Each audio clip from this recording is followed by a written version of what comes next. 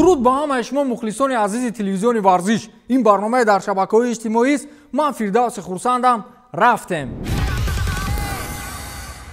آرسن ونگر اخیراً با چمپیونات روسیه میرود. چی؟ برای اینکه گپ و کلوچه‌ها در این مورد کم نیستند. هر روز قریب در این مورد رسانه‌های اطلاعاتی می‌نویسند.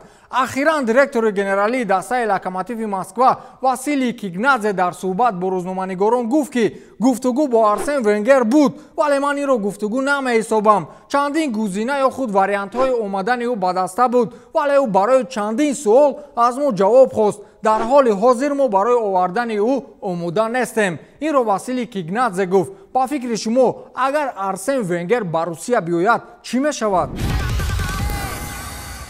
در شهر تولوز فرانسه برادر سرج آریه کریستوفر آریه رو به قتل رسانیدند. این رو پایگاه اطلاعاتی دیلی میل رسانه کرد. گفته می شود که کریستوفر آریه رو صبح 13 ایول در نزد مرکز دلخوشی شبانه با تپانچه پراندند که تیر به شکمش رسیده است. متاسفانه طبیبان او را نجات دادن نتوانستند. کریستوفر آریه نیز مثل برادرش سرج آریه فوتبالباز بود و در دیویزیون پنجم چمپیونات فرانسه فعالیت می‌برد. سرج آریه را تمام فوتبالبازان دسته تاتنهام برای با چنین مشکلی دچار شدن اظهار همدردی نمودند. نامزد به پرزیدنتی باشگاه بارسلونا ویکتور فونت گفت که در صورت انتخاب شدن او به صفت پرزیدنت باشگاه در حال سابق فوتبالباز دسته بارسلونا خاوی را به سمت سرمربیگی دعوت می‌نماید. این در حال است که سرمربی فعلی دسته کاتالونی کیک ستین از جانب مخلصان و چند از فوتبالبازان دسته مورد انتقاد قرار گرفته است. فونت گفت که ستین ارزنده دستگیری و احترام بزرگ است. او همه وقت همچون مربی به من پسند است، لیکن حقیقت این است که او مربی نیست که در آینده ما با او امید ببندیم. اگر من پرزیدنت باشگاه شوم خواهی حتما به این دسته میآید و ما یک جای دسته را میسازیم، گفته است ویکتور فونت. خیر خدا قوت دهد. سابق دیرکتور گنرالی دسته ریال مادرید خورخه والدانو گفت که دسته بارسلونا حاضره به هیچ چیز قادر نیست. این را او در صحبت با روزنامه‌نگاران گفته است. با اندیشه او دسته بارسلونا در حال تنزل است. همچنین او ابراز نموده است که بارسلونا فعلی را همچون نامزد نه در لالیگا و نه در لیگ چمپیون‌ها می‌بینم. مسی بر وقت گفته بود که این سطح با اون درجه نیست که در اروپا بازی نمایی. مسی نمیتواند برای بارسلونا همه کار را بکند. از وی از بودش زیاد طلب میکنند، گفته است خورخه والدانو. این مردک با قول نو حس کرد چی؟ مخلصان دسته یوونتوس برای 2 موسم دیگر وقت دارند که از بازی‌های رونالدو راحت نمایند. فوتبالباز پرتغالی دسته یوونتوس کریستیانو رونالدو نقشه دارد که باز 2 موسم دیگر در این دسته فعالیت ببرد. طبق اطلاع تاتاسپورت فوتبالباز پرتغالی خواستار شکستن باز چند رکورد دیگر را داشته است. رونالدو میشکند، با او باور کرده میشود.